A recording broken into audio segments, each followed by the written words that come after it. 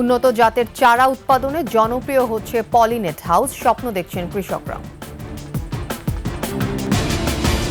লন্ডনে প্রকাশ্যে সাবেক নৌ প্রতিমন্ত্রী, রাজধানী থেকে সাবেক এমপি আব্দুল আজিজ গ্রেফতার।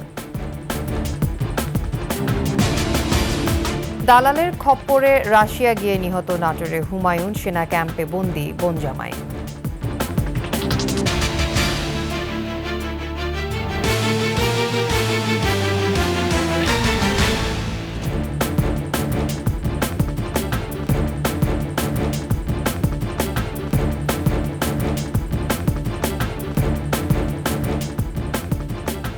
শুনছিলেন সংবাদ শিরোনাম। আমন্ত্রণ ২১ সংবাদে আপনাদের সাথে থাকছে আমি তাসনিম আফিফা। দর্শক, ২১ টেলিভিশনের সংবাদ একই সাথে সরাসরি দেখতে পাবেন আমাদের ফেসবুক পেজ www.facebook.com/2124 অনলাইনে। এছাড়া সাবস্ক্রাইব করতে পারেন www.youtube.com/21etv এই চ্যানেলে। লাভজনক ও উন্নত জাতের চারা উৎপাদনে জনপ্রিয় হয়ে উঠছে পলিনেট হাউস।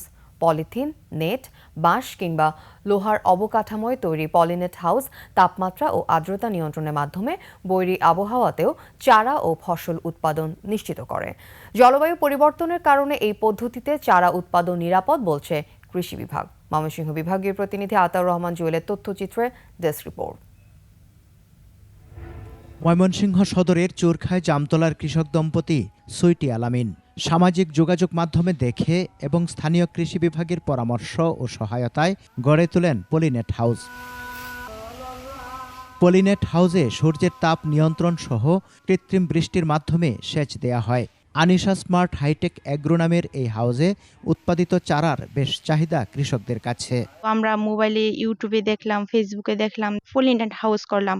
পলিনেট হাউস করে তারপর বিভিন্ন জাতের চারা আমরা উৎপাদন করে তারপর আমরা এখান থেকে ভালো মানের চারা ব্যাপক লাভজনকভাবে বিক্রি করতে পারছি। তো এখানে তাপমাত্রাটা নিয়ন্ত্রণে থাকে, আর নিয়ন্ত্রণে থাকার কারণে আমাদের যে চারাগুলা উৎপাদন করা হয় এগুলা সুস্থ সবল থাকে এবং ভালো মানের চারা এখানে উৎপাদন করা সম্ভব হয়। বিভিন্ন জেলার কৃষকরা দেখতে আসেন এই পলিনেট হাউস। চারা নিয়ে লাভবান হচ্ছেন তারা। এটা অনেক জনপ্রিয়তা পেয়েছে কারণ এলাকার মধ্যে এটা ফার্স্ট টাইম। বিভিন্ন এলাকার মানুষ আসছে চারা নিতেছে। এখানে যখন আমাদের প্রয়োজন ঠিক সেই সময় আমরা এখান থেকে নিতে পারবো, সেটা আমরা নিজেরা এসে কিংবা কুরিয়ার সার্ভিসের মাধ্যমে নিতে পারবো। আমরা জামালপুর জেলা থেকে এসেছি।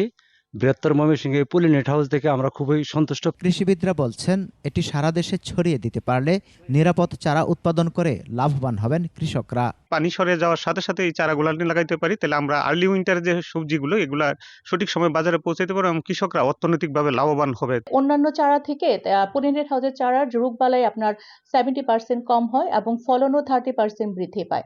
ময়মনসিংহ অঞ্চলে এ পর্যন্ত 120টি পলিনেট হাউস করা হয়েছে। সমর ইসলাম, ডেস্ক রিপোর্ট, 21 টেলিভিশন। এবার প্রকাশ্যে দেখা গেল সাবেক নৌ পরিবহন প্রতিমন্ত্রী ও আওয়ামী লীগের সাংগঠনিক সম্পাদক খালিদ মাহমুদ চৌধুরীকে।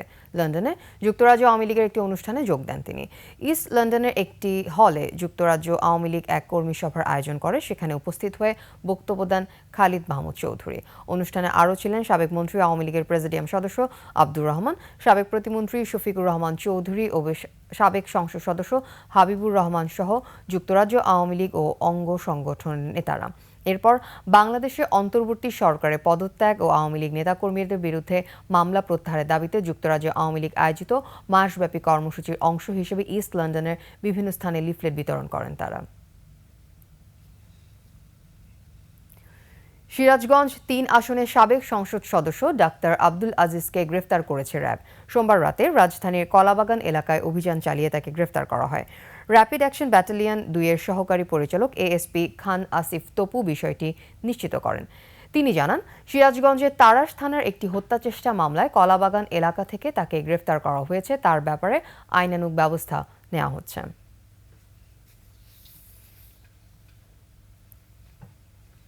দালালের খপ্পরে পড়ে রাশিয়া গিয়ে ইউক্রেন যুদ্ধে মস্কো হয়ে লড়তে গিয়ে ড্রোন হামলায় নিহত হন নাটোরের সিংড়ার হুমায়ুন কবির। এছাড়া রাশিয়ার সেনা ক্যাম্পে বন্দী তার বোনের স্বামী রহমত আলী। এই ঘটনায় বিপর্যস্ত তাদের পরিবার, আপনজন হারিয়ে আহাজারি স্বজনদের। নাটোর প্রতিনিধি নবীর রহমান পিপলুর তথ্যচিত্রে ডেস্ক রিপোর্ট। এ কান্না নাটোরের সিংড়ার হুলহুলিয়া গ্রামের হুমায়ুন কবির ও তার বোনের স্বামী রহমত আলীর স্বজনদের। আশা ছিল প্রবাসী গিয়ে সংসারে সচ্ছলতা ফেরাবেন, হাসি ফোটাবেন স্বজনদের মুখে, কিন্তু তা হয়নি। এখন না ফেরার দেশে হুমায়ুন কবির, রাশিয়ার সেনা ক্যাম্পে বন্দী রহমত আলী। প্রতি মাসে 2.5 লাখ টাকা বেতনের লোভ দেখিয়ে 18 লাখ টাকা খরচে গত বছরের 28 October Dhaka dream home travels and tours নামের প্রতিষ্ঠানের মাধ্যমে রাশিয়ায় যান তারা। সেখানে পৌঁছানোর পর তাদের বাধ্য করা হয় যুদ্ধে অংশ নিতে। 3 মাসে মাথায় আসে নির্মম সংবাদ। দালাল বলছে যে না ওরা ভালো আছে, কিন্তু আমাদের সাথে আমার স্বামীরা বলে যে না আমরা ভালো নাই, আমাদের যে কোনো সময় আমাদের যুদ্ধে নিয়ে যেতে পারে। 25 তারিখ রাত্রে খবর জানায় যে আমার স্বামী যুদ্ধক্ষেত্রে মারা গেছে। আমার ছোট ভাই আর ওকে জোরপূর্বক যুদ্ধে পাঠায় এবং যুদ্ধের মাঠে আমার ছোট ভাইটা ড্রোন হামলায় মারা যায়। স্বামীকে হারিয়ে 1 বছরের মেয়েকে নিয়ে অনিশ্চিত হুমায়ুনের স্ত্রীর ভবিষ্যৎ। ছেলে মৃত্যু আর মেয়ের স্বামীর বন্দির খবরে বাকরুদ্ধ মা। এই সংসারে আর কিছু নাই, সব নিঃস্ব হয়ে গেছে। আমার ছোট একটা বাচ্চা, আমার ননদের একটা বাচ্চা, আমার মেয়েতে এতিম হয়ে গেছে। স্থানীয়রা বলছেন দালালদের প্রতারণার শিকার হন তারা। এই দালালরা এই চোরা ভিসা করে আপনার এদেরকে বিক্রি করে দেয়, বিক্রি করে দিয়ে আমার ভাইটাকে মেরে ফেলে দিল। দৃষ্টান্তমূলক শাস্তি প্রদান করলে আমরা এলাকাবাসী এবং দেশবাসী আমরা খুশি হব। স্বজনদের শেষ দাবি রাশিয়ায় বন্দী রহমত আলীকে জীবিত ফেরত আর হুমায়ুনের মরদেহ দেশে আনতে সরকারি উদ্যোগ। Khurshid Alam, desk report, 21 television. সংবাদে নিচ্ছি বিরতির পর্যায়ে থাকবেন। তুরাগ তীরে চলছে ইজতেমার প্রথম পর্বের দ্বিতীয় ধাপ, ইবাদত বন্দিগিতে মশগুল মুসল্লিরা।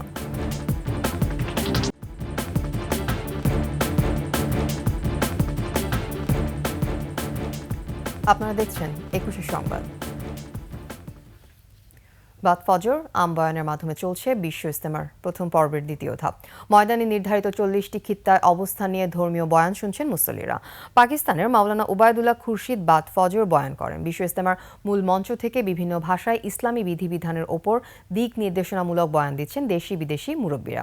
আগামীকাল আখেরি মোনাজাতে শেষ হবে দ্বিতীয় ধাপের ইজতেমা। মুসল্লিদের যাতায়াত সুবিধায় 11টি বিশেষ ট্রেনের ব্যবস্থা রাখা হয়েছে। আইন শৃঙ্খলা রক্ষা বাহিনীর পক্ষ থেকে নেওয়া হয়েছে 5 স্তরের নিরাপত্তা ব্যবস্থা।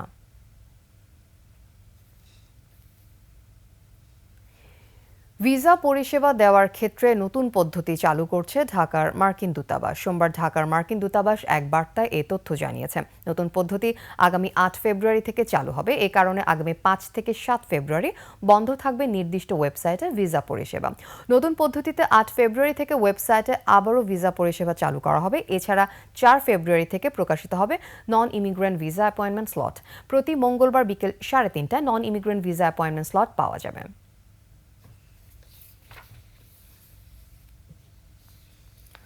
রেলপথ অবরোধের পর 7 দিনের জন্য কর্মসূচি স্থগিত করেছে তিতুমির কলেজের শিক্ষার্থীরা। শিক্ষা মন্ত্রণালয়ের যুগ্ম সচিব মহাখালী রেলগেটে গিয়ে আন্দোলনকারী শিক্ষার্থীদের জানান সরকার তাদের সাথে আলোচনায় বসতে চায়। এরপর কর্মসূচি স্থগিতের ঘোষণা দেয় তারা। দীপু শিকদার রিপোর্ট, জানাচ্ছেন মাহতাব মিনহাজ। টানা 5ম দিনের মতো সড়ক অবরোধ করার পর দাবি আদায়ে মহাখালী রেল ক্রসিং সড়ক ও রেলপথ আটকে তিতুমির শিক্ষার্থীদের অবস্থান। আর ক্যাম্পাসের ফটকে চলে আমরণ অনশন। তাদের দাবির মুখে ঢাকার সঙ্গে বন্ধ হয়ে যায় রেল যোগাযোগ। এর মধ্যে খবর আসে বিশ্ববিদ্যালয়ে রূপান্তরের দাবিতে আন্দোলনে নামা তিতুমিরের শিক্ষার্থীদের সঙ্গে আলোচনায় বসতে চায় শিক্ষা মন্ত্রণালয়। মন্ত্রণালয়ের মাধ্যমিক ও উচ্চশিক্ষা বিভাগের যুগ্ম সচিব নুরুজ্জামান জানান, বিশ্ববিদ্যালয় রূপান্তর নিয়ে সরকারের অবস্থান। পর্যালোচনা করে অতি দ্রুত সম্ভব একমতে আসার জন্য তিতুমির কলেজের শিক্ষক মণ্ডলী, ছাত্র প্রতিনিধি এবং শিক্ষক মন্ত্রণালয়ের প্রতিনিধিদের সম্মিলিতভাবে একটি প্রস্তাবনা তৈরি করে সেই সিদ্ধান্ত অতি দ্রুত গ্রহণ করা হবে। শিক্ষা মন্ত্রণালয়ের দেওয়া প্রতিশ্রুতি 7 দিনের মধ্যে বাস্তবায়ন না হলে নতুন কর্মসূচি ঘোষণা হবে বলে জানান শিক্ষার্থীরা।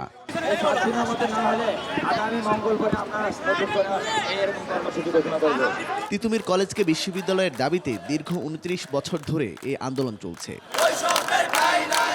মাহতাব মিনহাজ, 21 টেলিভিশন, ঢাকা। শেষ করছি 21 সংবাদ। যাবার আগে সংবাদ শিরোনামগুলো আরও একবার। উন্নত জাতের চারা উৎপাদনে জনপ্রিয় হচ্ছে পলিনেট হাউস, স্বপ্ন দেখছেন কৃষকরা। লন্ডনে প্রকাশ্যে সাবেক নৌ প্রতিমন্ত্রী, রাজধানী থেকে সাবেক এমপি আব্দুল আজিজ গ্রেফতার। দালালের খপ্পরে রাশিয়া গিয়ে নিহত নাটোরে হুমায়ুন সেনা ক্যাম্পে বন্দী বোন জামাই।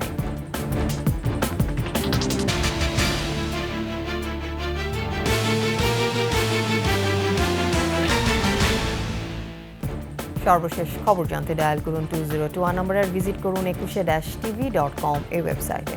এছাড়া ফেসবুকে লগ ইন করতে পারেন www.facebook.com/ekushe24 অনলাইনে। এছাড়া সাবস্ক্রাইব করতে পারেন www.youtube.com/ekushe-tv এই চ্যানেলে।